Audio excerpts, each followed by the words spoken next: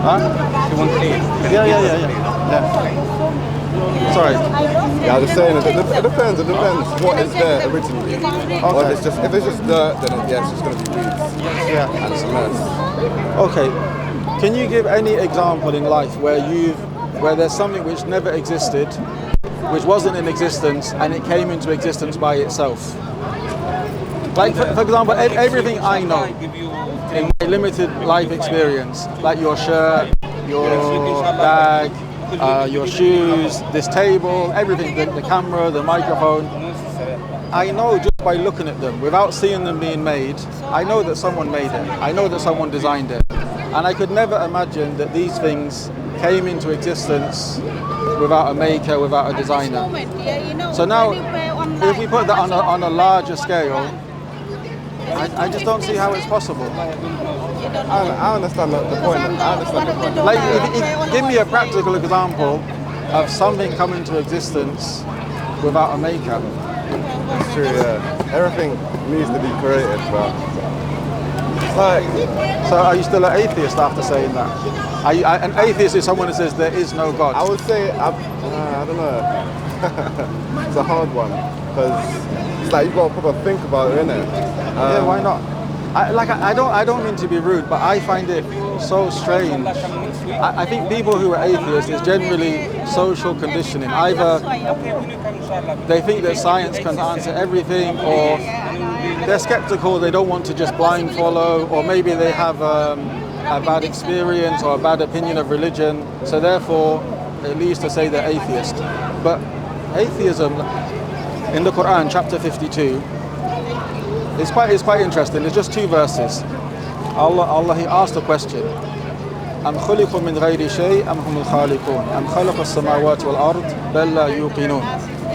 So 4 things are mentioned in these two verses. أم خلقوا من غير شيء. Were they created from nothing? Or did they create themselves?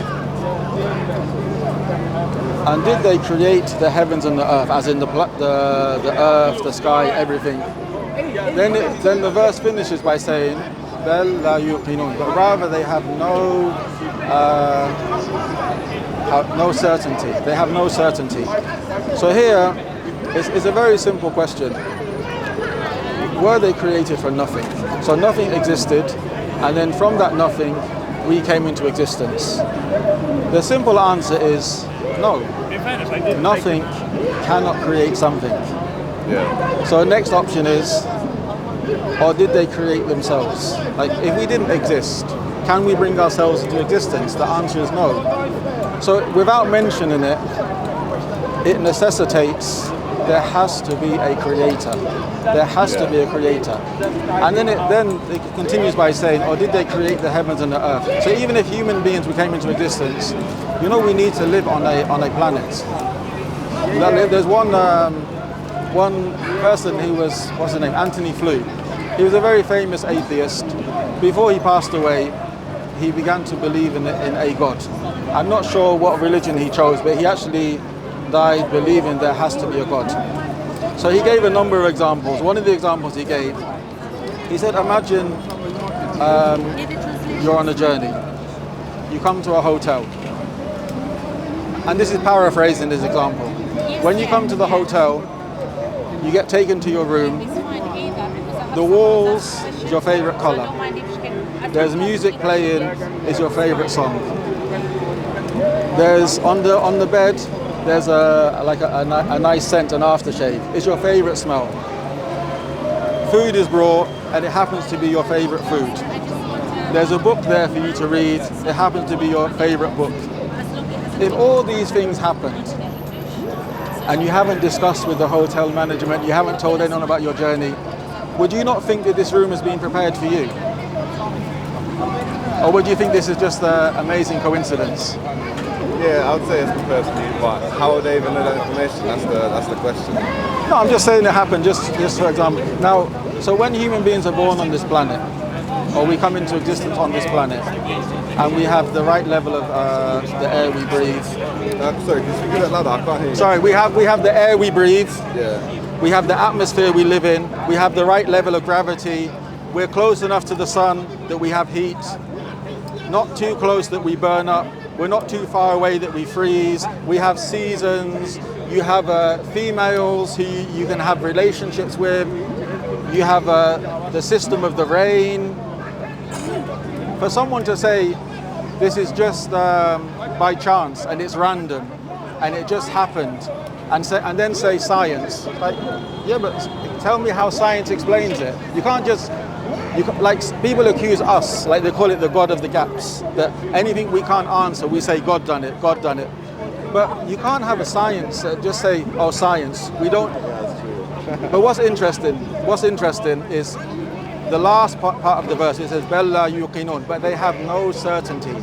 This was said 1,400 years ago, and we believe this Quran is the speech of God, the speech of Allah, given to the last messenger, Muhammad sallallahu alaihi wasallam.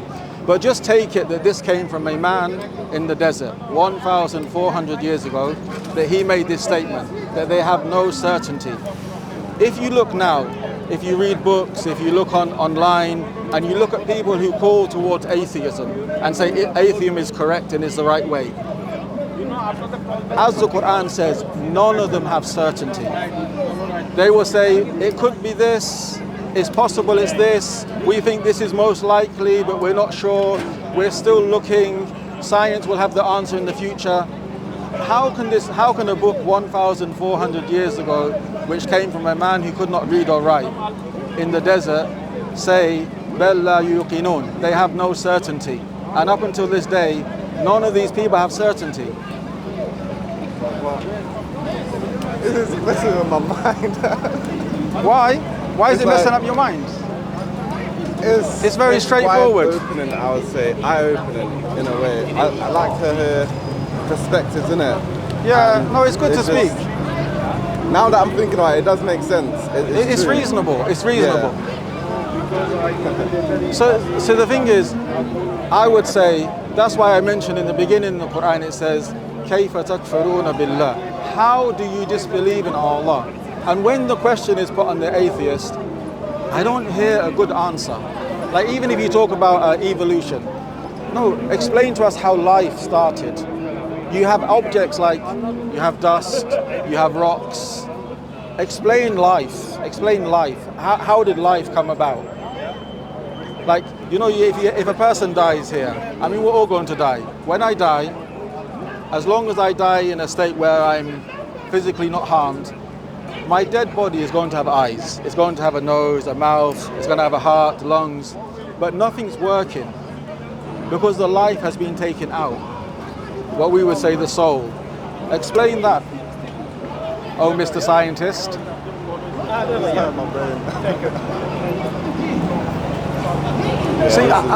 See, that's why for me, this is just the issue of God. But I would say then when you go on about Islam, messengers, books, the rules of Islam, the legislation, obviously you can say, well, you would say that you're Muslim, but I would say it's all reasonable, it all makes sense.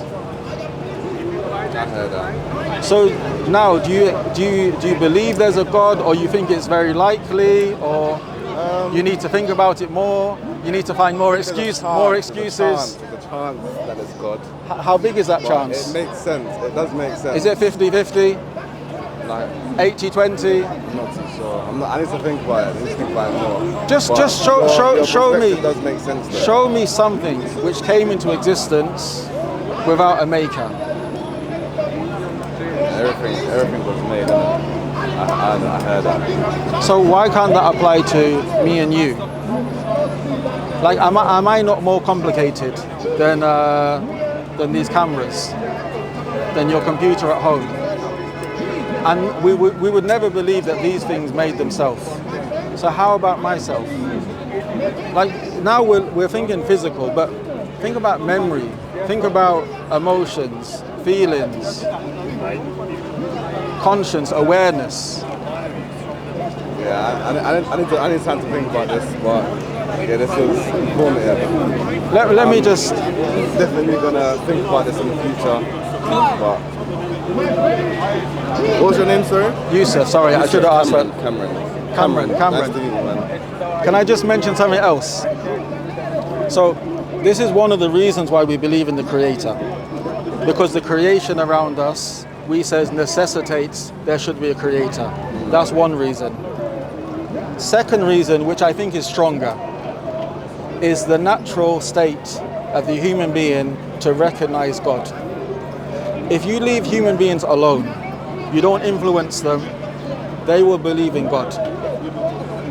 That's why, I'll explain why, in every society, in every place, wherever they use different words, different descriptions, people have always believed in a higher power, a God, whatever name they call it. Even those people who are idol worshippers or they believe in multiple gods, all of them will tell you, but there has to be one main God, and all these gods are, intermediaries, like middlemen, a means to go to the main God. So this is something which is in the human heart. The Prophet Muhammad sallallahu alaihi wasallam said, "Kullu mawludin yulidu ala fitra." Every child born is born upon a natural state to recognize one God. Then his parents will change him to a Jew, a Christian, a fire worshipper. Society will change them. But human beings left alone, they believe in God. And generally people, they don't find satisfaction or purpose without believing in God. So that's a second reason. A third reason is it's a continuous message. Like, we believe that Judaism, Christianity, they have elements of truth, but they have been corrupted. But that continuous message amongst mankind, that there is one God, worship that God. This is, through history of mankind, this has always been there. So I would say, like, I'm not gonna, you have to answer me now, but I would say the reasons to believe in God far outweigh any reason not to believe in God. Yeah, so I don't have a kind of argument or anything, but yeah. And then just how busy are you? 'Cause I don't want to take up all your time and. I'm trying to go home soon, but it's not always good. Can I just? So when we say there's, so you can stop me at any time because I don't want to. Overload you. I'm gonna listen to this last point now. Okay. So that's the point I mentioned earlier. If we ask everyone here today in Stratford the purpose of the sun, the purpose of the rain, the purpose of your shoes, the purpose of your watch, everyone will generally give the same answer, and they will know the answer. But when you ask people what's your purpose, now people become confused. Some say it's to be happy, to have children.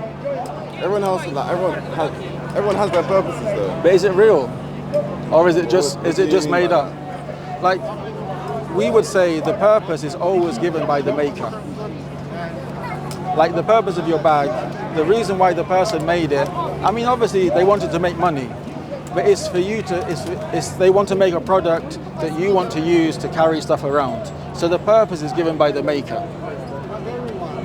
So we would say the one who made us gives us our purpose, and that purpose has to be conveyed to us by sending the books and by sending messages.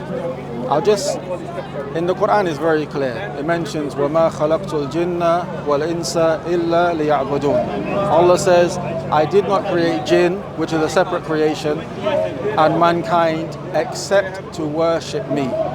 The only reason why we are created is to recognize our Creator and worship Him. Why worship Him? Okay. When we say worship, because obviously we're speaking English and we're brought up here. In Islam, I think in Europe, worship is like some type of rituals. But in Islam, worship is everything. As in, obviously praying, fasting, giving charity, but respecting your parents, looking after your parents, taking care of your wife, taking care of your children, going out and earning money. All of this is considered worship. But there's two reasons why we worship the Creator. Two main reasons. One, because He deserves it.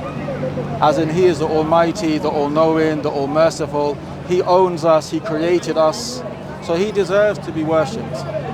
You'll find if a person doesn't worship the Creator and doesn't submit to the Creator, they'll submit to something else. But that's one. But second reason is, Islam teaches very clearly that if all mankind was to worship the Creator, it would not benefit him in any way. If all of us were to disobey him and turn away from him, it would not harm him or lower his status in any way. So this worship is for our own benefit in this life and our own benefit in the hereafter. So in Islam, when it says, for example, that you can have sexual relationships, but only inside marriage. This is something which is good for you, this is something which is good for your wife, this is something which is good for your children, this is something which is good for society. So this would be considered worshiping the Creator, but it's for our benefit. When the Creator says, do not drink alcohol, do not deal in interest, interest-based transactions. This is something which is beneficial for us. It doesn't benefit the Creator in any way. All of them inside? Yeah. But it's beneficial for us. So that's why we understand we've been created to worship the Creator. And that's what we're going to be questioned about once we die. Cameron, how does that sound? It makes sense, yeah, it makes sense. Did you expect it to make sense? No. Because there's an idea, I'm Muslim, I'm going to blame Christianity, but there's an idea of religious people, it just says, it's just emotional.